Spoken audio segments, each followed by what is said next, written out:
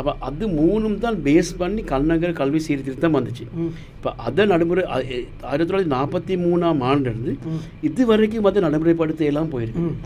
இப்போ அதை தான் நடைமுறைப்படுத்தணும். அப்படி இருந்து நடைமுறைப்படுத்திருந்தால் இப்படி பாடசாலைகள் வர தேவையில்லை. இப்படி வெளிநாட்டுகளில் மாதிரி வீட்டில் அருகில் இருக்க பாடசாலைகளுக்கு பிள்ளைகள் போகும். இல்லை, அதுதான் நானும் கேட்குறேன். இப்போது இப்படி முதலாம் தரத்துக்கு ஒரு இன்டர்வியூ தேவை. இப்போ நாங்கள் படிக்கிற காலத்தில் எங்கள் ஊர் பக்கம் ஊர் பக்கம் கொண்டு போய் பே சர்டிஃபிகேட்டை கொடுத்து ஸ்கூலுக்கு தேவையான டாக்குமெண்ட்ஸை வாங்கி சேர்த்து விடுறாங்க.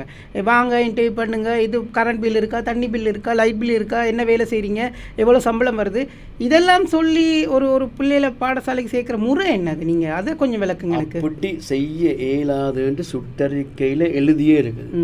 அப்படி இருக்கக்குள்ள தான் இது நடக்கும். ஏன் இது இப்போ நீங்கள் ஒரு பொறுப்புள்ள சங்கம், நான் அதுதான் உங்களை கேட்குறேன், நான் உங்கள்கிட்ட விரல் நீட்டி கேட்குறேன். நீங்கள் ஒரு பொறுப்புள்ள சங்கம், இவ்வளோ சிக்கல் இருக்குன்னு நான் வெளிப்படையாக அனுபவிக்கிற ஒருத்தர் உங்கள்கிட்ட பேசுகிறேன், உங்களை இன்டர்வியூ பண்ணுறேன். அப்போது இந்த சிக்கல்கள் ஏன் உங்களால் மாற்ற முடியாது? நீங்கள் ஒரு சங்கம் தானே, ஒரு இலங்கையில் பெரிய சங்கம். நீங்கள் வந்து நாங்கள் இதுகளை பற்றி பேசினோம். நாங்கள் நாங்கள் பாடசாலைகளுக்கு காசு அறுவடை இல்லைன்னு சொன்ன பிந்தி இவங்க ஒரு மாற்று முறையாக பயன்படுத்துறது என்னது, காசை ஸ்கூலால் சேர்க்கறது இல்லை. நான் சொன்ன மாதிரி யார் சில ஒருத்தரை போட்டு பெற்றோரை போட்டு அவங்க நியமித்து அவங்க மூலம் காசு சேர்க்குறாங்க. இப்போ இதுகளை நாங்கள் பல முறை சுட்டி காட்டியிருக்கிறோம் கல்வி அமைச்சுக்கு. இப்போ நாங்கள் இப்போ உங்களோட பேசுகிற மாதிரி நாங்கள் கும்பாக்க தட்டி பேசி மட்டும் இல்லை, கல்வி அமைச்சோட மீட்டிலேருந்து நாங்கள் எழுப்பியும் வந்திருக்கோம்.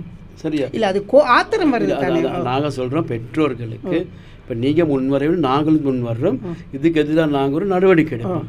ஏன்னா வந்து இப்போ இதில் என்ன நடக்குதுன்னா வந்து அந்த பிள்ளைகளை எடுத்த பிந்தி அந்த ஒரு குரூப் வந்து சத்தம் இல்லாமல் இருக்கிறது.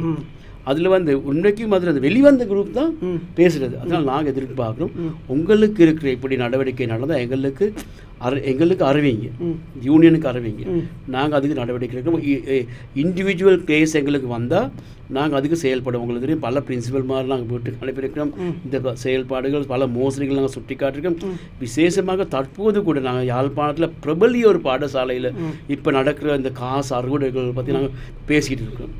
இது எப்படி இதுக்கு இடம் கொடுக்குறது? இப்போ கல்வி அமைச்சர் வந்தது கல்விக்கு ஜிடிபியில் 100 கொடுக்க சொல்லி டிஷர்ட் போட்டு போராட்னு ஒருத்தர் தான். நான் அந்த டைமில் நானும் போயிருக்கிற ரோட்டில் கேமரா எடுத்துகிட்டு அதை கவர் பண்ணுறதுக்கு அங்கே மொரட்டு வகையிலேருந்து வந்திருக்கிறோம் நாங்கள். அப்போ அவங்களுக்கு பொறுப்பு இருக்குது.